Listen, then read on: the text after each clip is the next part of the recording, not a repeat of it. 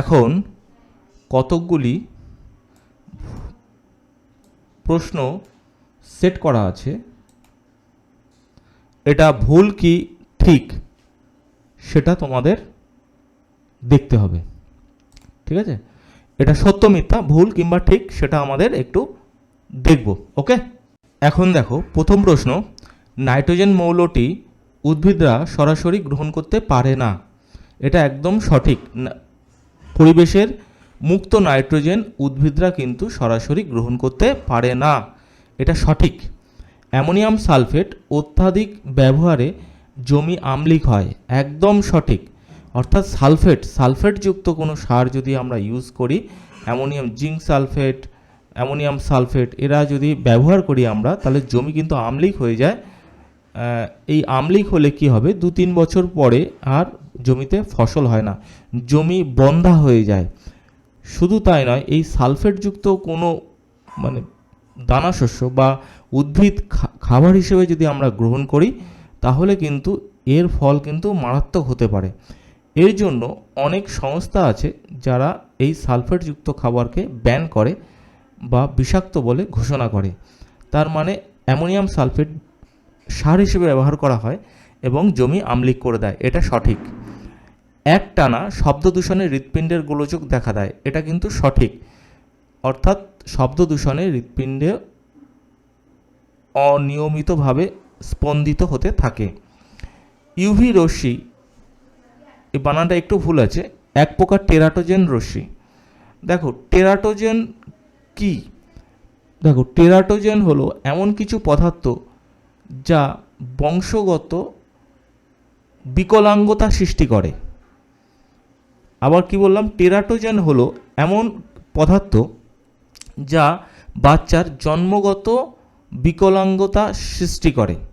যেমন গর্ভাবস্থায় প্রেগন্যান্সি থাকলে মা যদি ধূমপান করে কিংবা অ্যালকোহল গ্রহণ করে, তবে তার কিন্তু বাচ্চার বিকলাঙ্গতা আসতে পারে। এছাড়া বাচ্চার মা যদি ডাক্তার বহির্ভূত কোনো, ডাক্তার বলেনি এমন কোনো ওষুধ সে যদি ওস্তাদি করে খেয়ে ফেলে, সেক্ষেত্রে কিন্তু বাচ্চার জন্মগত বিকলাঙ্গতা আসতে পারে। কিন্তু ইউভি রশ্মি যেহেতু আমাদের চামড়ার উপর প্রভাব ফেলে, কিন্তু আমাদের ভিতরে, আমাদের শরীরের ভিতরে আসতে পারে না, তাই এই ইউভি রে কিন্তু টেরাটোজেন রশ্মি নয়।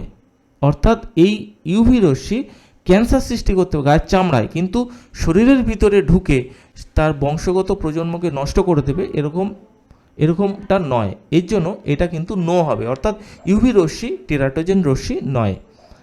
প্রতিদিন 1.5 একর বর্ষা অরণ্য কাটা হচ্ছে।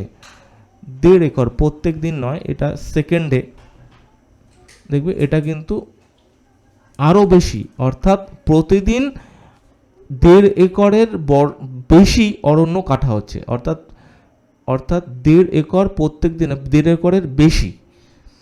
তাই এই প্রশ্নটা নো হবে। জলাভূমিকে প্রাকৃতিক বৃক্ষ বলে, হ্যাঁ একদম সঠিক, জলাভূমিকে প্রাকৃতিক বৃক্ষ বলা হয়, কারণ জলাভূমি থাকলে এই জল মাটির নিচে গিয়ে জলের ভাণ্ডারটা পরিপূর্ণ করে, এর জন্য জলাভূমিকে প্রাকৃতিক বৃক্ষ বলা হয়। এখন দেখবে সব রাজনৈতিক সব বড় বড় লিডাররা গিয়ে জমি এইগুলো সবই প্রাকৃতিক বৃক্ষগুলো বুঝিয়ে দিচ্ছে, তারপরে সেখানে বড় বড় ফ্ল্যাট তুলছে। এগুলো সব রাজনৈতিক ক্ষমতা বলে হচ্ছে, কিন্তু এগুলো সব অন্যায়। কিন্তু এর বিরুদ্ধে প্রতিবাদ করলে কোনো সুরাহা হবে না, কারণ সবাই চোখ বন্ধ করে আছে, সবাই। ঠিক আছে, তোমরা বড় হও, আমার এই কথার মানে তোমরা বুঝতে পারবে। ঠিক আছে, ওকে। এখন দ্বিতীয় কোশ্চেন সেট, প্রশ্ন উত্তরের সেট। প্রথম, CO2 এবং H2O হলো গ্রিনহাউস গ্যাস। দেখুন, CO2 কার্বন ডাইঅক্সাইড এবং জল কখনোই গ্রিনহাউস গ্যাস নয়, নো হবে।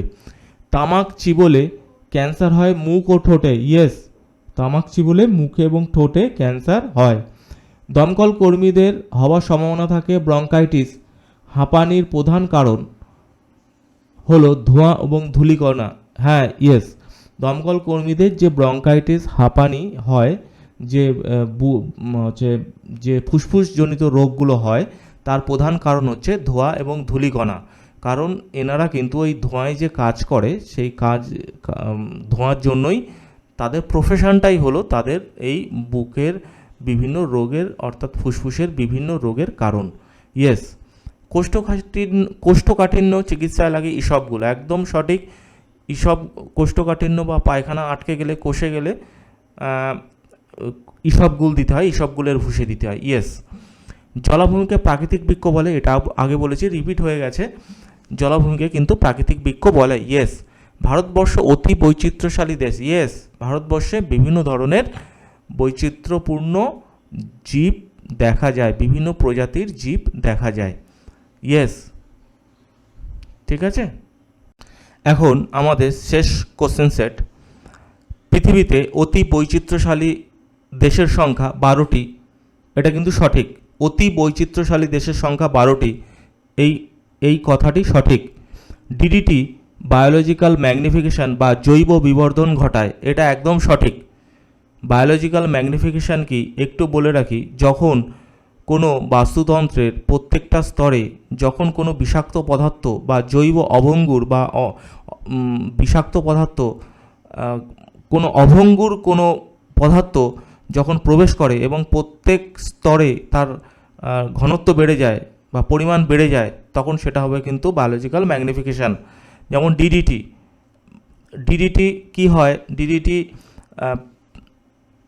আমরা পোকামাকড় তাড়ানোর জন্য ইউজ করি, বিভিন্ন লার্ভাকে মেরে ফেলার জন্য, পোকামাকড় লার্ভাকে মেরে ফেলার জন্য আমরা কৃষিক্ষেত্রে ব্যবহার করি।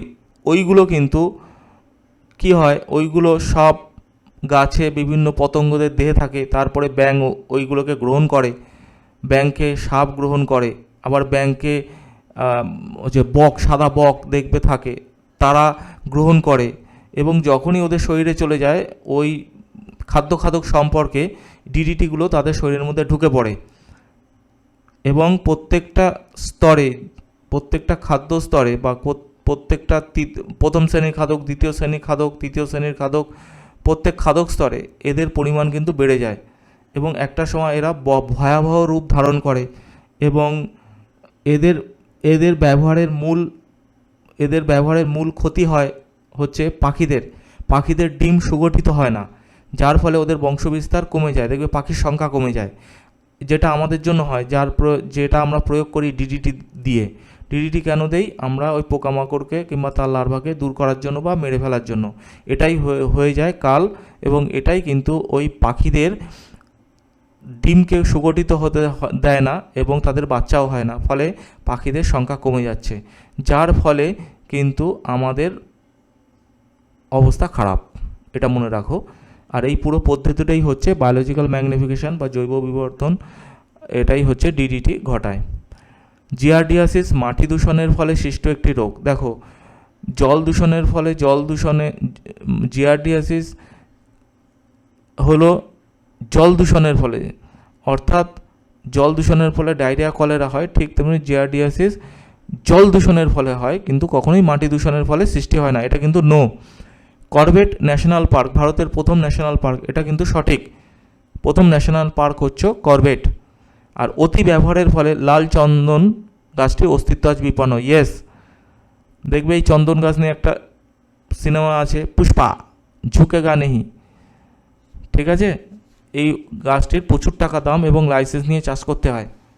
সাদা চন্দন আর লাল চন্দন এর খুব মেডিসিনাল গুণ আছে, এবং এটা কিন্তু প্রসাধনী ইন্ডাস্ট্রিতে ব্যবহার করা হয়, কিন্তু সরকারের লাইসেন্স নিয়ে। আর এই গাছটি এত ব্যবহার করা হয় যে এই অস্তিত্ব আজ বিপন্ন। হয়তো তোমরা কেউ যদি বাড়িতে এই গাছটি লাগাও, পুলিশ প্রথমে হানা দেবে, তারপর দেখবে চোর ডাকাত সব ভরে গেছে এই গাছটিকে নেওয়ার জন্য, ঠিক আছে। এই গাছটি প্রচুর দাম। ওকে।